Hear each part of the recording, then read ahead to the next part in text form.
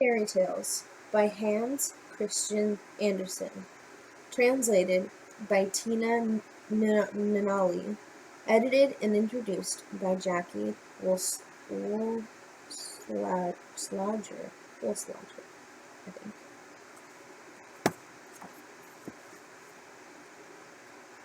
The Tinderbox. A soldier came marching along the road. Left, right, left, right. He had a knapsack on his back and a sword at his side, because he had been off to war, and now he was on his way home. Then he met an old witch on the road. She was so hideous. Her lower lip hung all the way down to her breast. She said, "Good evening, soldier. What a nice soldier and a big knapsack you have. You must be a real soldier. Now you shall have all the money you could ask for."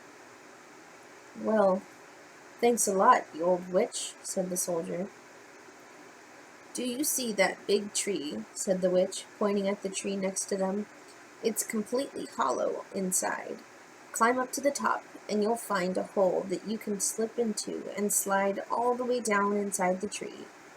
I'll tie a rope around your waist so I can hoist you back up when you call me."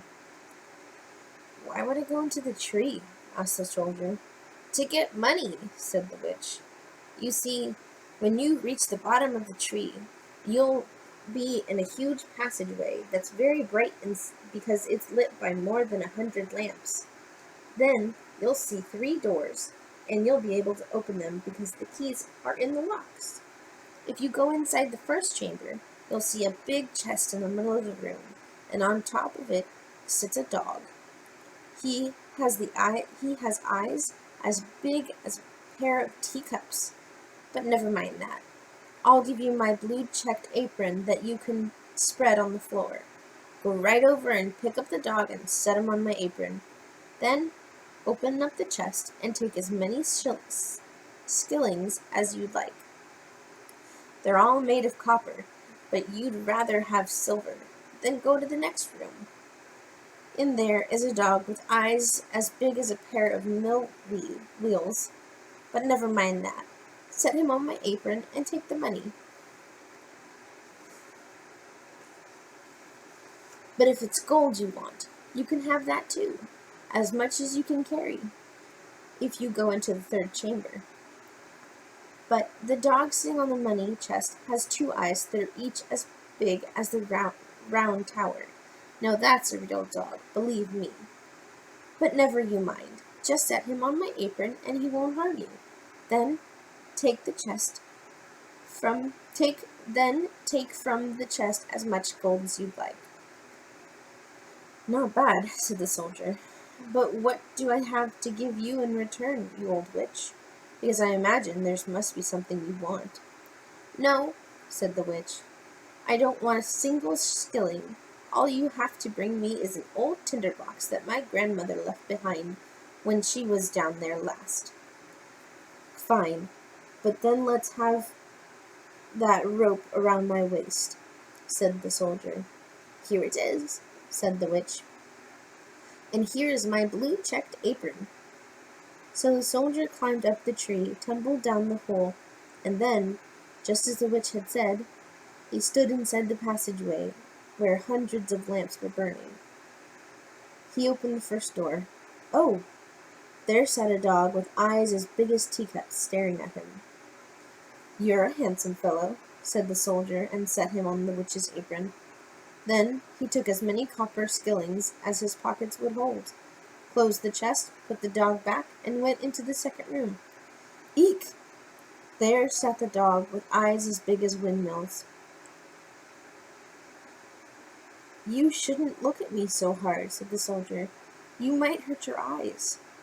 And then he set the dog on the witch's apron.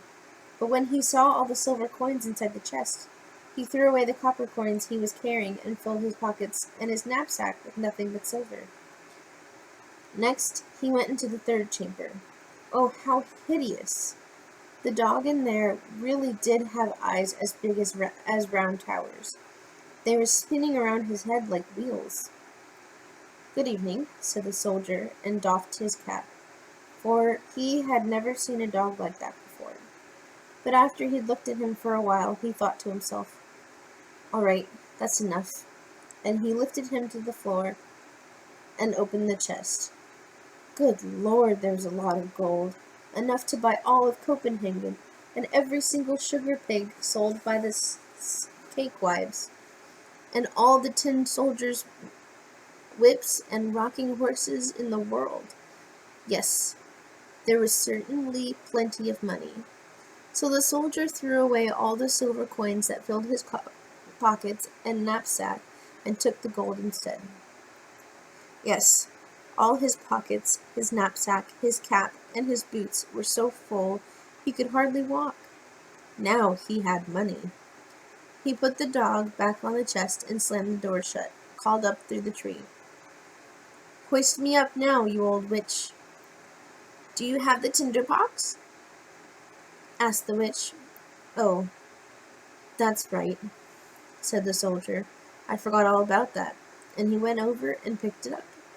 The witch hoisted him up, and once again stood on the road with his pockets, boots, knapsack, and cap full of money. "What do you want the tinderbox for?" asked the soldier. "That's none of your business," said the witch. "You've got the money. Now just give me the tinderbox." "Pish posh," said the soldier. "Tell me right now what you want it for, or I'll pull my sword out and chop off your head." "No," said the witch. So the soldier chopped off her head. There she lay. But he wrapped up all of his money in her apron, slung it in a bundle over his shoulder, stuffed the tinderbox into his pocket, and headed straight for the city. It was a lovely city, and he went inside the loveliest of inns and demanded the very best rooms and his favorite food, because now he had so much money that he was rich.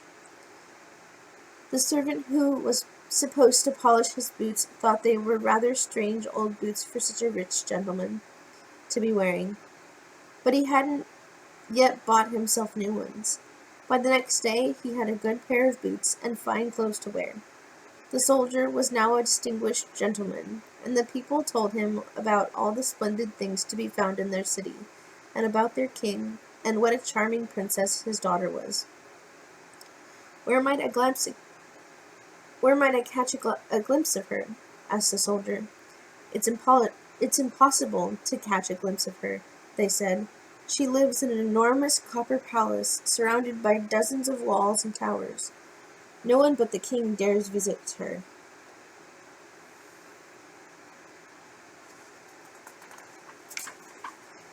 Because it's foretold that she would marry a simple soldier, and that certainly did not please the king. "She's someone I'd like to meet," thought the soldier, but that wasn't possible.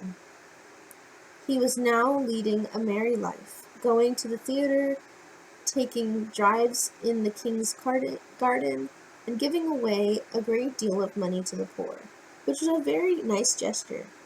No doubt he remembered from the old days how miserable it was not to have a skilling.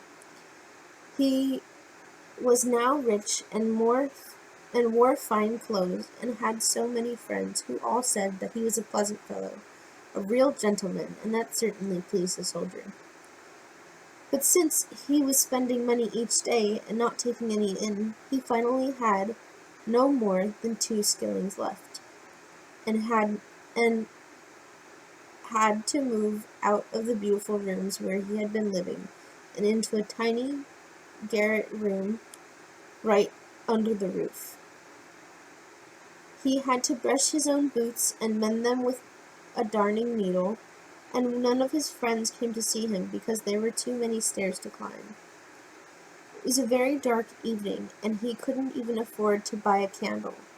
But then he remembered that there was a little stump of one in the tinderbox he had taken from the hollow tree when the witch had helped him inside. He took out the tinderbox and the candle stump, but the minute he struck fire and sparks leaped from the flint, the door flew open, and the dog that had seen inside the tree, the one with the eyes as big as 2 teacups, stood